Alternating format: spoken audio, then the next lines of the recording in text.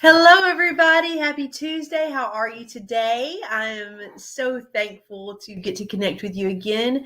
And today is day 7 in the 28-day challenge for intentional parenting for busy moms. I'm sorry, not day 7. Yesterday was day 7. Excuse me. Today is day 8 of the 28-day challenge. And today we're going to talk about when all you do is yell. So, yesterday we kicked off our week of breaking bad habits and building habits that serve us.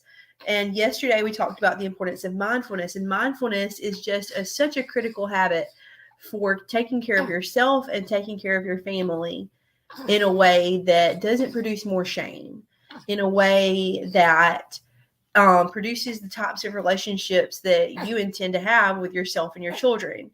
And so today we're going to talk about a bad habit that mindfulness can actually help us to break. And that is the habit of yelling. Now, let me tell you, before you think that I'm going to be a judgy mom about moms who yell, I've probably yelled way more than you have. I have probably dealt with a lot more anger than you have. Or maybe as much. I don't know. But there is no judgment here. If you're a mom who struggles with yelling at your kids, there is no judgment here, because I still struggle with this, but it's something that I have very much decreased over time because, like I said yesterday, I've been practicing the habit of mindfulness. It is the only thing that has helped me to stop that knee-jerk reaction that has brought me so much shame, just knowing that I was in that place of frustration and anger, and just before I could even stop it, those words of anger were spewing out all over my little kids. And it was really hard. It was just it was hard for them, obviously, to have their mom screaming at them, on a regular basis. But it was also hard for me because the moment, who knows about this? Who knows who's been in this experience before?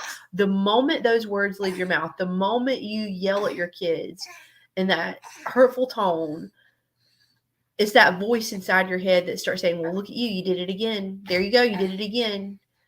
You are turning into the parent you swore you'd never become. You're being just like so-and-so who yelled at you as a child. And, that's obviously not who we are aspiring to be as moms, as intentional moms.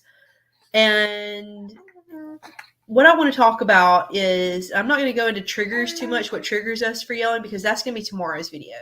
So if this is something that is meaningful to you, be sure to tune in all week long, because we're going to talk about, there's a common thread running through all these videos. Tune into the whole challenge. And I encourage you to also join my Facebook group that I'm going to talk about at the end of the video if this is also very interesting to you. So, but, right now I just want to talk about yelling. And, none of us want to yell. And if you're a yeller, I would even go as far as to say maybe the reasons why you struggle with this are really not even your fault. If you are a victim of trauma, that trauma is not your fault. If you are a victim of childhood abuse or just a difficult childhood, or being a child of emotionally immature parents, or whatever your story is, your unique story, those things that happen to you are not your fault, but no one can fix this for you. And it is your responsibility to fix these problems and to address this habit.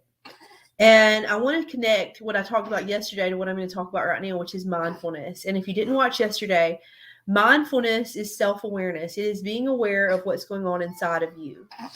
It is being aware of what's going on in your body, in your emotions, in your mind. Those things are all interconnected. You can't separate any of them.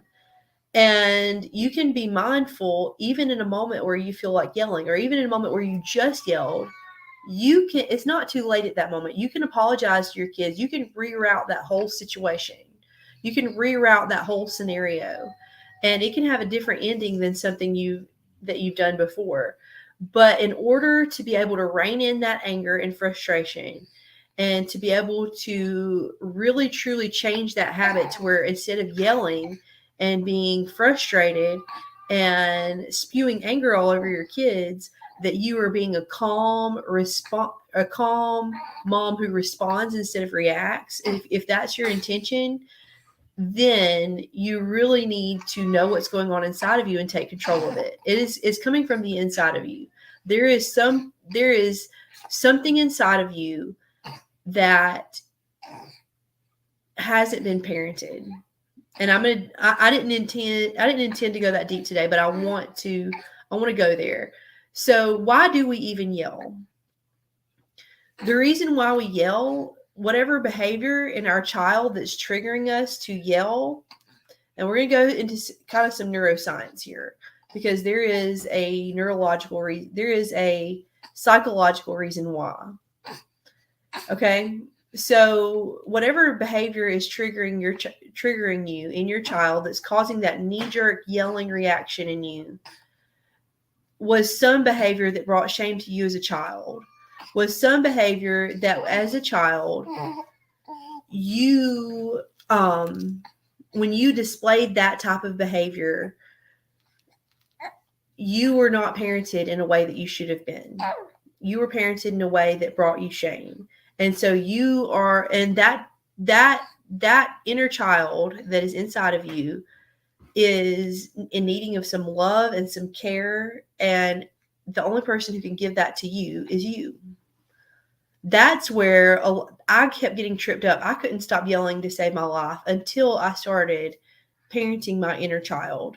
And this is something that I want to just give a shout out to someone who's really directed me to some resources who to help me in this area is my friend Tanya Milano, and I'm going to tag her in this video because this is something that she's pointed me in the direction of a lot of resources, and she's also a parenting coach.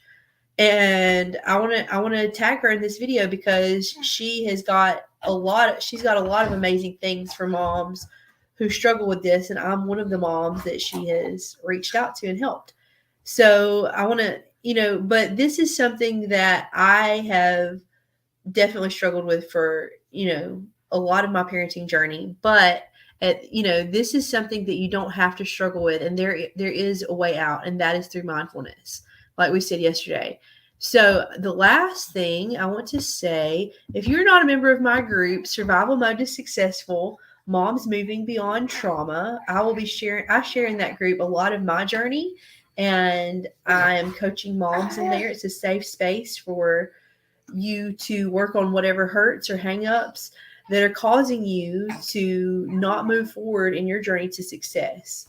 Not only as a mom, but in whatever success means to you in your life, whatever kind of impact you're seeking to make in the world. If you're being held back because of trapped negative emotions associated with trauma, I encourage you to come join that group. So I will see